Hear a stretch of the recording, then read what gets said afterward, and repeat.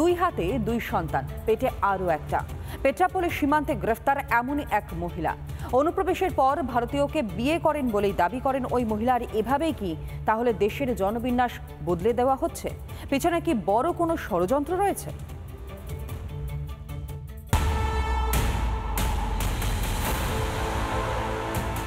কোলে একটা, হাতে একটা, পেটেও বড় হচ্ছে একটা।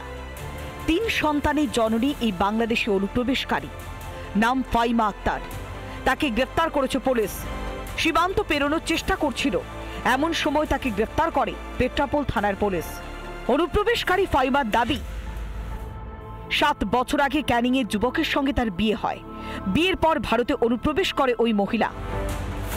সূত্রের খবর, এক সন্তানকে নিয়ে ভারতে প্রবেশ করেছিল ফাইমা আক্তার। তারপর আরো 2 জনকে নিয়ে পালানোর ছক কষেছিল। এজেন্ট খোঁজারও চেষ্টা করেছিল। তার আগেই পাকড়াও ফাইমা আক্তার। যারা এখনো পর্যন্ত অনুপ্রবেশকারী খুঁজে পান না, ভাবেন কোথায় অনুপ্রবেশকারী, কোথায় রয়েছে? আলমারির পেছনে, টেবিলের তলায়, চেয়ারের আড়ালে কোথায় রয়েছে অনুপ্রবেশকারী? তাদেরকে বলে অনুপ্রবেশকারী প্রত্যেক মুহূর্তে ঢুকছে। একই কায়দায় কিন্তু পশ্চিমবঙ্গেও জনবিন্যাস বদলাচ্ছে, অনুপ্রবেশকারী থাবা বসাচ্ছে। এরপর এমন দিন আসবে অনুপ্রবেশকারীরাই সমস্ত জায়গায় চাকরি করবে, অনুপ্রবেশকারীরাই তারা ঢুকে বসে বিভিন্ন সমস্ত সরকারি প্রকল্প একচেটিয়া তারা অধিকার করবে, ভোগ করবে।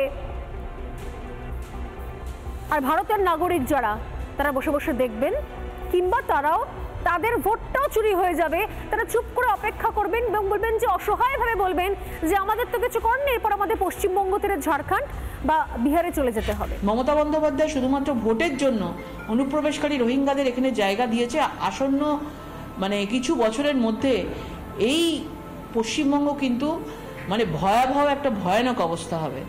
এবং খুব স্বাভাবিকভাবেই প্রচুর ইলিগাল ভোটার্স আছে। जितने बांग्लादेश से पकड़े गए 24 परगना जिले का आधार कार्ड और नागरिकता है मान्यवर। পেট্রাপোল বা ক্যানিং সবই 24 পরগনায়। এর আগে উত্তর 24 পরগনায় এমন বহু অনুপ্রবেশকারী ধরা পড়েছে। সমস্ত জালিয়াতির ক্ষেত্রে তৃণমূলের যোগ সামনে এসেছে।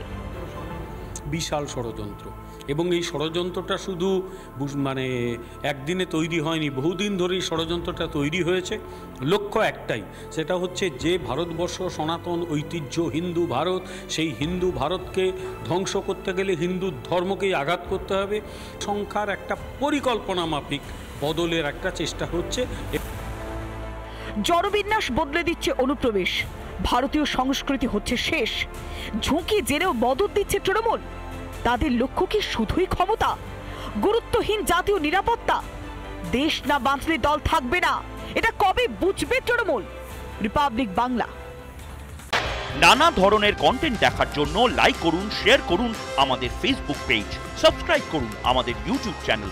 পাশাপাশি অন্যান্য ব্রেকিং নিউজের জন্য অবশ্যই চোখ রাখুন রিপাবলিক বাংলায়।